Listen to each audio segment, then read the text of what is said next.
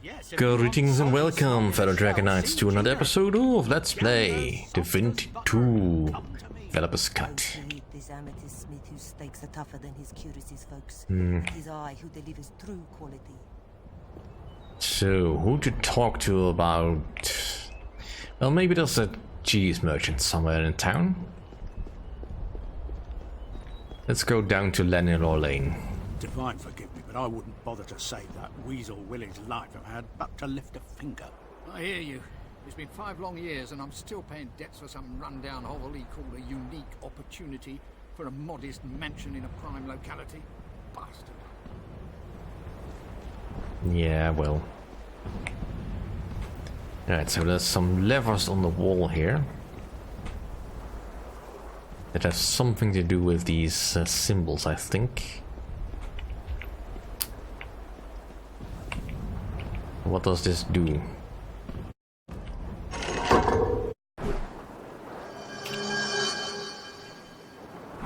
Interesting. There must be more of those runes. They are of consequence, somehow.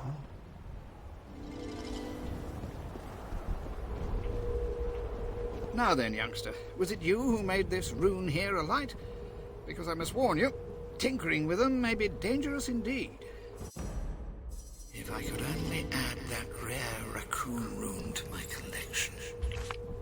May I ask why? These symbols appeared here a long time ago, as out of nowhere. Tempting to fiddle with, but we didn't. And why didn't we? Because we heard 'twas made by Belegar, and nothing good ever comes out of his schemes. I suppose technically, well, yeah, sort of, sure.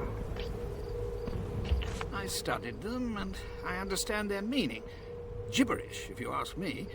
But if you want to know which denotes what, I can help you with that. Say, how do you know this is one of Belegar's little puzzles? A guard saw a man conjuring up the runes, all the while rhyming, saying the weirdest things. Yeah, that's Belegar, all right. Didn't take long for scholars to figure out who we were dealing with, so Deodatus banned all interference with these concoctions. Oh, smart of him. Of course, you're a dragon knight, and you can do what you please. Why would Belegar conjure runes now? Your guess is as good as mine, Dragon Knight. Belegar works in mysterious ways. Perhaps there is no reason. Perhaps there is something he wants to protect. Perhaps they can trigger a reign of hamsters. With him, who can tell? How come you know so much about these runes? I'm a historian belonging to the Prancing Seahorse, the gentleman's club, you know, home of the city's eternal students. Ah. Runes and their magical properties have always interested me, so I know what they depict, but in this particular case, I've refrained from trying to establish their use. I know better than to mess with Belegar's tricks and traps. From left to right, what does the second rune depict? Ah, that would be the Goblin Red Hammer tribe rune for totem. Good day. And you, Dragon Knight. Right, well, we'll be talking to you later, I guess, once we find the rest of the levels. Because why wouldn't we mess with it? We are not scared of Belegar. Don't tell him we said that, though. What's this? Prancing Seahorse. Well... a statue. The runes guard a vault that no one dare assault. But if entry is your plight, then pray the sequence do recite from left to right. I'll be back. All right, Dragon Knight. Alright, so that's where we need to go to finish that, but... I'm your elder, and you will listen to what I say. My elder may be. Forget it, Minius. You do not have the necessary experience. I am going down there, and that's the last I'll say on the subject.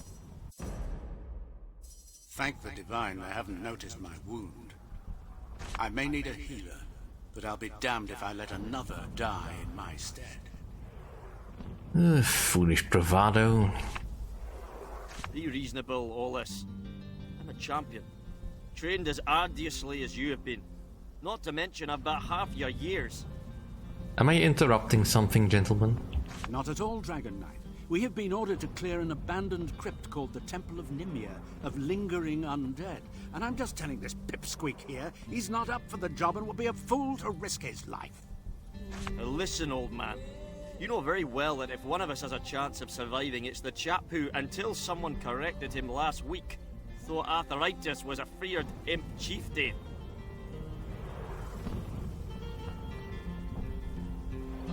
Here's a thought. Why don't you both go? Logic dictates you are right, but as I said before, I won't let Minius risk his life. I am of the same mind. Ollis will die should he go, and I shall not allow it. Judge for us, Dragon Knight, and we shall listen. You are wounded, Ollis. It would be wiser to let Minius go.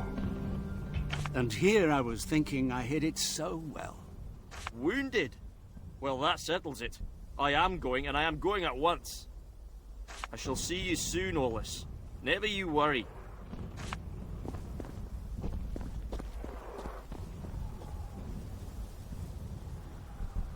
And there he goes. Divine protect him. But maybe you could protect him too, please? The entrance to the temple is just down the street. Here, let me mark it on your map. I'd be ever so grateful. Alright. But in the meantime...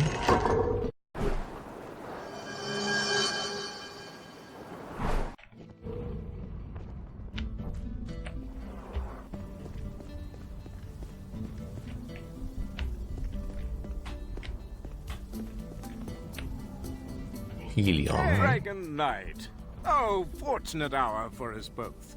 I am in need of aid, and you will have the honor of assisting me. I already don't like quite how you're approaching me. To think I found this ancient formula for healing potions by sheer luck. I hope my creations never end up in some other healer's hands, or they'll figure out the recipe and have no use for me anymore.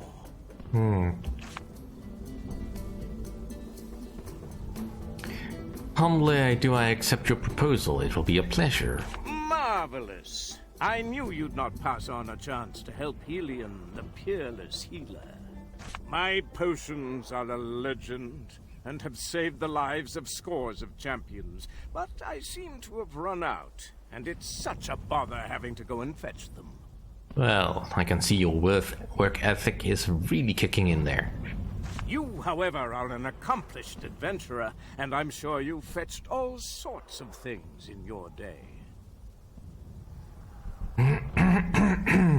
Quite so, and I'm sure I'll have no problems retrieving them for you. Marvelous. The potions, 5 of them to be exact, are in a cave of sorts, close by the city gate. I'm afraid it might have been swarmed by undead, though. Forgot to mention that. Yeah, did you know? I slammed the hatch shut and locked it with the key I found next to it. Here you go. You'll need that. Best of luck. What did you mean by a cave of sorts? Oh, that place is an excavation site. Sir Gula, some nobleman and self-proclaimed adventurer, started to dig there looking for divine knows what. He hasn't been seen anywhere near it for weeks, so I thought might as well set up a laboratory and stash my potions there. Nice and quiet, you know. But no sooner was I out of that pit when I heard the shuffle of undead feet, and I realized what I had stirred. What's so special about these potions of yours? They are the subtle mixture of the best and rarest saps of plants with 1,000 varieties of healing powers. Only I know the secret, and it shall die with me. None shall receive its magical blessing anymore, and the ages will scream my name in torment, for a paradise will be lost. Marvelous. So you don't use magic, but a secret formula to heal. Shh, not so loud. Look, I don't really know how to heal, okay? I admit it. But what does that matter when my brews heal every wound they touch and devour every disease they meet? Well, you don't have to brag about it so much then. Those healer snobs would laugh, but they cannot know. Especially Bernard. I am Helion, and I am the greatest doctor in Rivellon. Good day, Helion. Good health be yours, Dragon Knight. That's another one that has complaints about Bernard. Let's see, this is the Taurus house.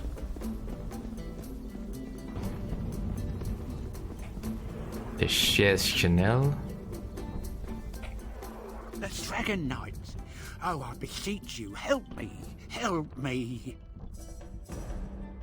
Such vermin should be rounded up and burned. A black heart, but a weak will. How I abhor it. Do I have a special "I'll help you whatever it is" sign above my head or something? No, but it's just that the champions don't do anything for us citizens. I want to retrieve my mother-in-law's earrings, you see, but the playhouse, it's haunted. Ghost ain't going to hurt you, though the Walking Dead might. I didn't even think of those. Oh, gods, what to do? They're all dead in there. I can hear them whisper. They're plotting my doom or something. Damn that Mara, the woman never liked me. But I need those earrings. They're valuable, and I'm broke. Please bring me those jewels, so at least I can buy a loaf of bread. Tell me a bit more about this playhouse. It's just down the street. Used to be very popular. People from as far as Broken Valley would come and watch the shows. And then one night, they performed Chambers of Blood, a play as famed as it is infamous. It's about a group of women who form a secret cabal of sorceresses that wants to invoke the spirit of Astaroth, so they may bear him the demon spawn that will bring them power and riches. I'm pretty sure that's the wrong type of bear in that sentence. Only those foolish actors accidentally used the Bloodspawn edition of the drama, which includes real incantations. I don't know if it was Astaroth himself that was summoned that night, but whatever it was, it slaughtered everybody in the theatre before disappearing. The place has been deserted and haunted ever since. You know, if you want some bread, I can give you some. Oh, that's very kind, but I'd rather have those precious earrings, if you don't mind. I understand. Jewelry in law. Over here! Oh, scaly one! Please don't be afraid to part with your gold. My wares are worth it. Hello, Khan. Khan welcomes you, scion of the world. I hope you have brought much gold and riches for us to trade with. Lower prices mean less gold, but more sales, which equals more gold. Should I venture it? Yes. What's a goblin trader doing in Aldroth? I desire riches, dragon, gold, gems, real treasure. And goblins, what do they barter for? Skins, troll teeth, colored pebbles, a nice piece of wood to carve a totem from? I left those Jujo gatherers and went to the city, where all are welcome if they bring gold. Even if they be goblins. Well, I guess I understand. Would you know where I can get a goblin energy orb? Why, of course. By totems, I have one right here. I'd like to buy that energy orb of yours. It will be my pleasure, and all I ask is a modest price in gold. That's a bit too steep for my taste. Surely not. I certainly can't sell it for less. Let's see what you have for sale, Khan. Gladly, Dragon Knight. Alright, well, you probably won't sell it for any cheaper than that, but, you know. Right, so he doesn't really have anything I want weapons-wise. Armor-wise, he's got fairly basic stuff. Consumable-wise, no. Miscellaneous, nothing I really need, so he's just someone I can sell stuff to. He doesn't even have all that much gold. Magic, my draconic customer. It will be my pleasure, and all I ask is a modest price in gold. 5687. Here you go. And here is the item you desire. May it serve you well. Goodbye, Khan. Are you going already? Surely you have more gold to spend? Magic, rare and mighty, I have it all. The spoils of Goblin Wars at your disposal. Right.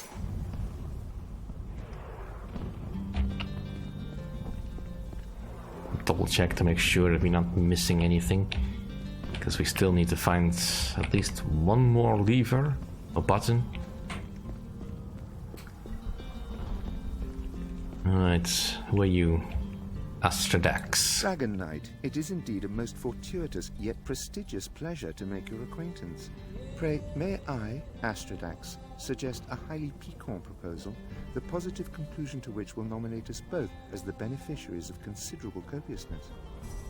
It's some rather expensive words you have there. None so shrewd, or I can coax them to minister to my every demand. Acumen is the key. If the reward is as extensive as your vocabulary, I'm all ears. Capital. Here is the notion I want to adduce in the, I think, indubitable hope it will meet with your most ebullient approbation. I am a necromancer, a connoisseur of the deceased, a puppeteer of those in the most precocious state of worm-caressed hebitude. Sure. New experiments leave me in need of a triad of jewels that inhere to individuals who only quite recently did end their somatic existence, and by means of which I can bind their spectral quintessence, thus rendering me their de facto master. Alright, so you want something from dead people so you can be their master, right? Bring me these gem-set desiderata, and I promise you a most generous guerdon.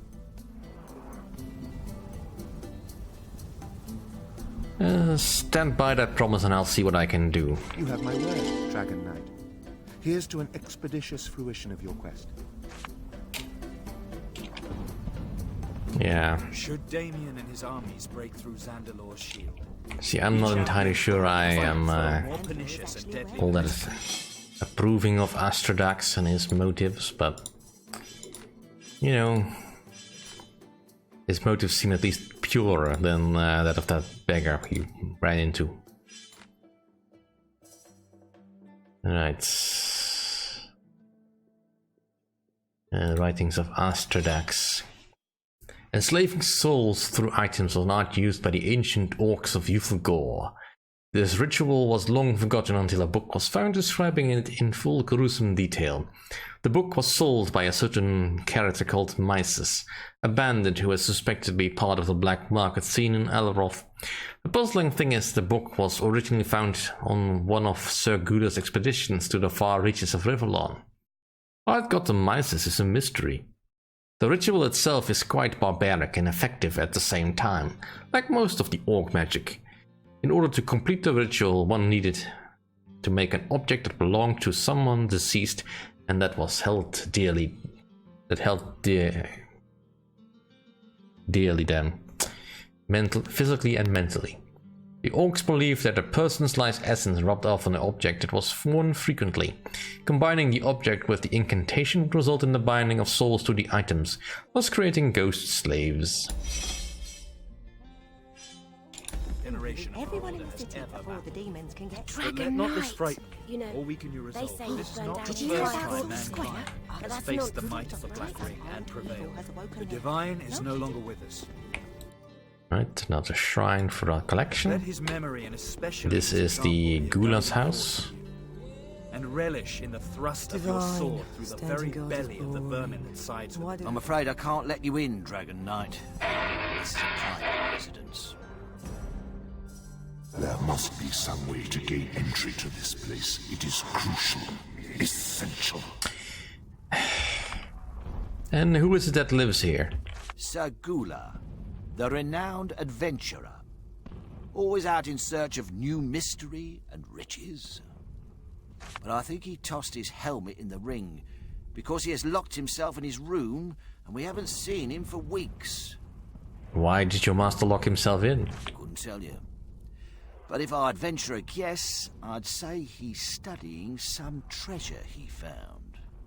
Or perhaps he got himself a nasty sickness from some weird swamp vixen or something. If you like. Alright, well. That'll do for this episode. Thank you all for watching. See you all next time.